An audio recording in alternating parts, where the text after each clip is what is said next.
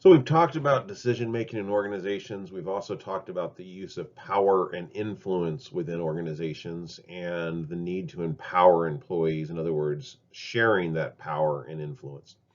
We're now going to take a look at leadership itself in organizations.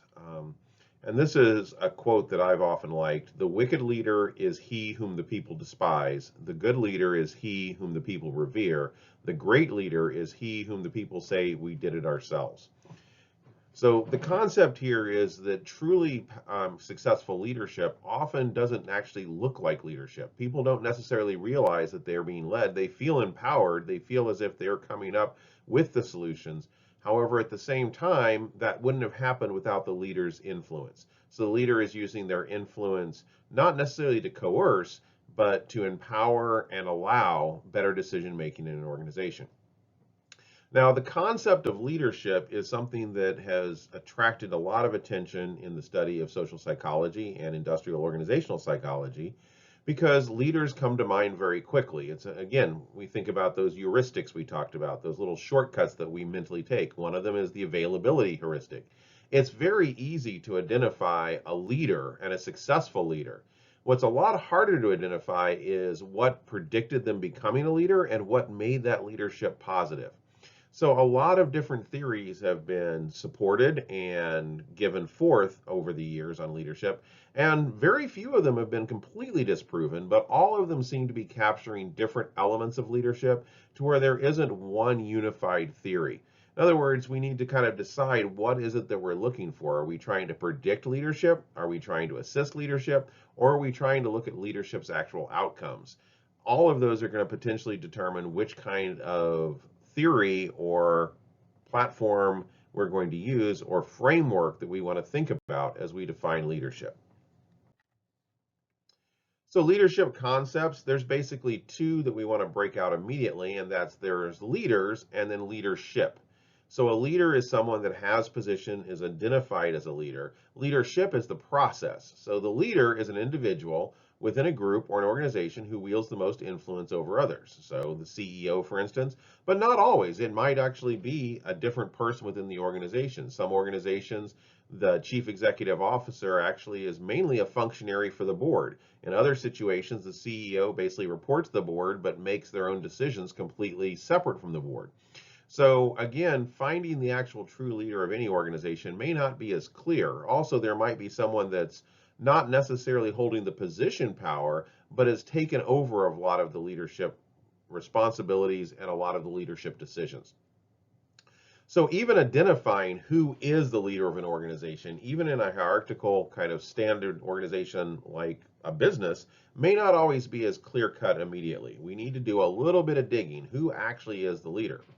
The leadership is the process whereby one individual influences other group members towards the attainment of a defined group of or organizational goal. So basically, again, what we're talking about with leadership is the process of influencing basically people to be a member of the group, so to becoming a part of that defined group, or organizational goals. When we're looking at organizations, we're usually going to be focused more on the process of influencing others to attain the organization's goals.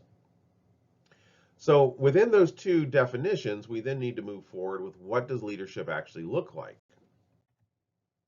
So leadership, specifically when we're talking about organizational leadership, involves non-coercive influence, not a dictator, but one who changes attitudes and beliefs of followers, following respect, basically followers respect the leader. So when we're thinking of leadership, not the leader themselves, but leadership. Remember, leadership is the process. The process of leadership is a non-coercive system. In other words, when we talked about those various ways to exert power and influence, we are not looking for those that are using those coercive hard influences. That would generally not be a leadership behavior because the goal of leadership is not only the attainment of the goals, but also to build the respect and the admiration and the empowerment of the people being led. It is goal directed, so it basically is directed towards the goals of the organization, often in a way that changes the organization in a positive direction, and it requires followers. So when we're thinking of the act of leadership itself, the process, it's a little easier to start to define exactly what we're talking about.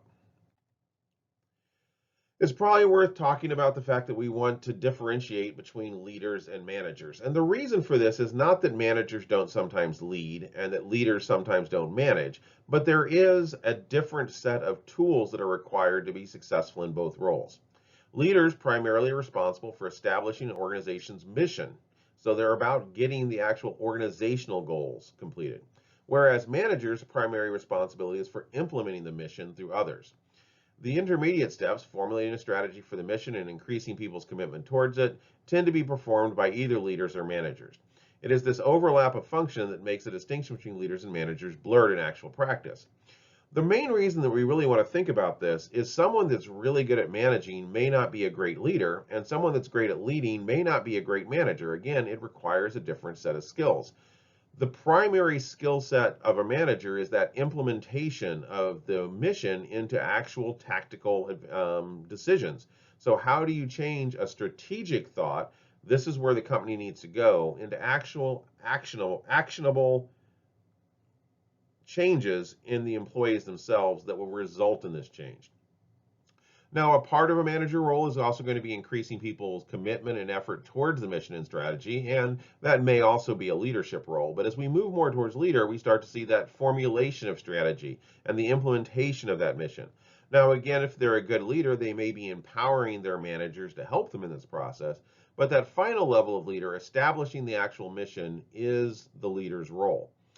And when we're looking at ways to reward or measure performance, when we're looking at ways to predict who's going to be successful, we are looking at different types of traits and skills and knowledge that's responsible for someone being a very successful manager versus being very successful leaders. And this is often where organizations may have some issues. They may actually try to create assessment programs for managers that are mainly assessing leadership. That's a great way to assess future leaders, but it's not a great way to assess whether the person will be successful in their current managerial role. So as I said, there's many different theories to leadership, and it's fairly highly complex because none of them are wrong. All of them are just focused on different things. And we're going to talk about 6 of them. We're going to talk about trait approach, which is where leadership research kind of started, and there's still some value to it. We're going to talk about a behavioral approach. What are the behaviors of leaders? We're also going to talk about basically focusing in on one trait, charismatic or transformational leaders.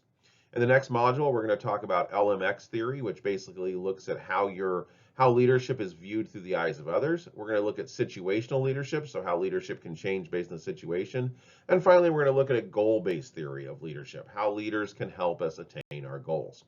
So let's start with trait approach as we go into a deeper dive on these issues. So the trait approach is basically based on the idea of the great person theory, that there are certain people that were destined to lead. They have the right traits, the right abilities, the right personality, and as long as they're in the right time and situation, they will naturally become great leaders. So this is the view that leaders possess special traits that set them apart from others, and that these traits are responsible for their assuming positions of power and authority. In other words, it's kind of more of a genetic trait, if you will, they're born as a leader, that certain people are more inclined. And there is some evidence that there are certain personality traits that actually do predict whether someone has the potential to become a leader or has the desire to become a leader. They're not as good at predicting whether they'll be successful as a leader. And that's where this theory has its advantages and disadvantages. Looking at traits is not a bad way to predict who is likely to want leadership and who is likely to pursue and maybe even succeed at becoming a leader. Where it is not very successful at is determining whether they'll be a good leader. So some of the leadership characteristics that have been associated with predicting leadership potential. So basically, successful leaders may possess the traits here, but again, it's more characteristics that predict someone wanting to be a leader. It includes drive, honesty and integrity, leadership motivation, self-confidence, cognitive ability, knowledge of the business, creativity, and flexibility. So some of these, and you can tell this theory is trying to also get at success, knowledge of the business. That's not going to be something that you're born with. That's not going to be a genetic trait, if you will. Leadership motivation, honesty, integrity, drive, self-confidence, those may very well be components that could be measured in anyone, and are regardless of the knowledge that you have. Same with creativity and flexibility. So generally, when we look at leadership characteristics, what we're looking at is one, it changes based on culture, and it also changes based on time period.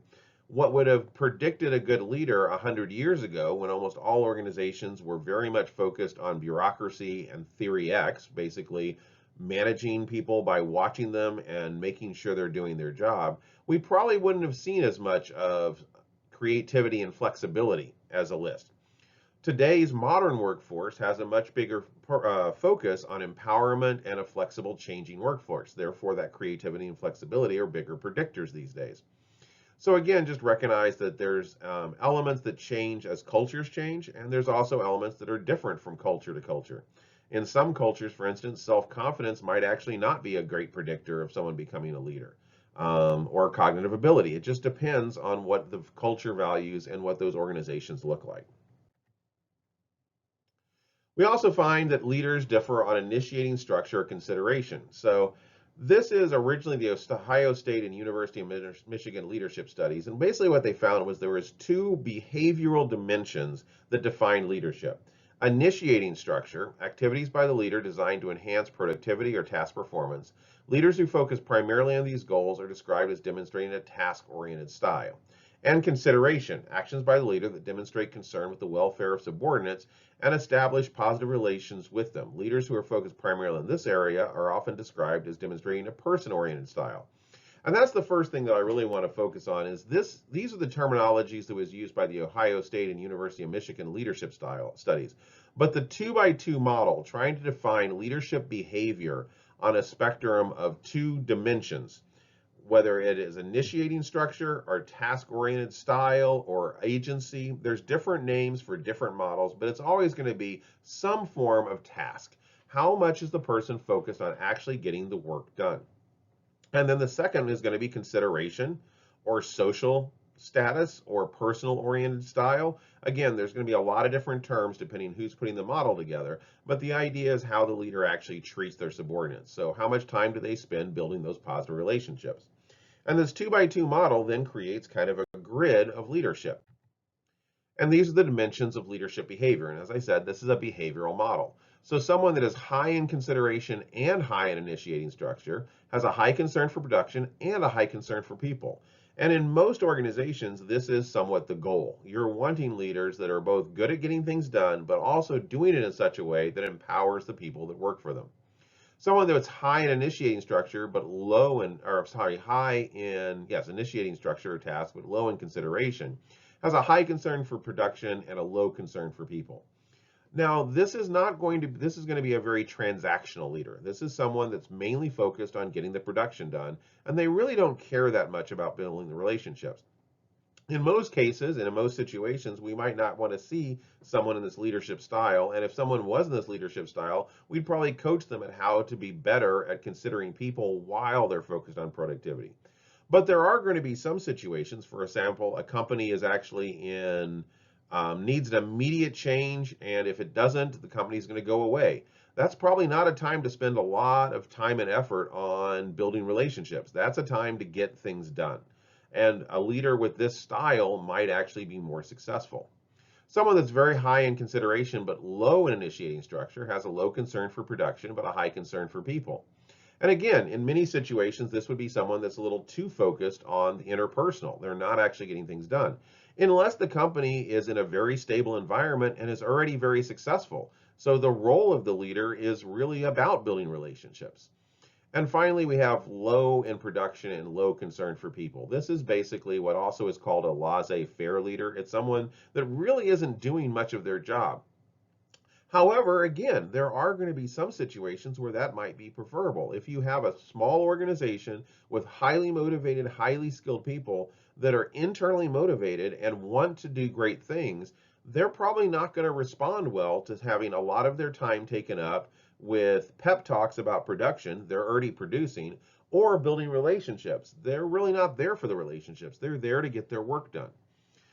So though in general, these behavioral leadership models are built around the idea of finding out where the leader is and also then moving them into that high orange box at the far top right, We also need to recognize that it does depend on the situation. And there are some situations where that quote unquote ideal leader would not be a great fit for the situation. In most cases, all things being equal, if I had to choose a leadership style, I'd want someone high in concern for both. But I also want to make sure I'm matching that style with what's going on in the organization and the type of organization it is. So the next theory is just basically the theory of charismatic or transformational leaders. These are leaders that are very good at exerting their power through the personal levels and not the position levels. They are people that are especially powerful effects on followers by virtue of their commanding confidence and clearly articulated vision. In other words, they inspire others to follow along in their vision. Qualities of that charismatic leader include self-confidence, a clearly communicatable vision. Extraordinary people work with people in engaging ways, recognize as change agents, and also some environmental sensitivity, respect for the environment. And that doesn't necessarily mean the environment always as a biological environment. It can also be the environment of the company itself and the past history of the company itself. So charismatic leaders are also often referred to as transformational leaders because they tend to be most successful at transforming organizations because they're inspiring everyone in the organization to follow along in their vision. So again, some situations do require very charismatic leaders, and we can also think probably very easily of examples of charismatic leaders that we've been exposed to in ourselves, and you can think of people that have been in charge of you. Have they simply been just basically telling you what to do because of their position power, or they've really been trying to inspire a forward motion of the company? That's what we're talking about when we talk about charisma. And charisma, in a way, is again back to that trait theory. It's something that people have or they don't have, but they can also be charismatic in how they behave. So it's kind of a combination of both the traits the person starts with, but also the behaviors they exhibit and how they're leading. So we're going to pick up on the next three theories of leadership in the next module, and I will talk to you then.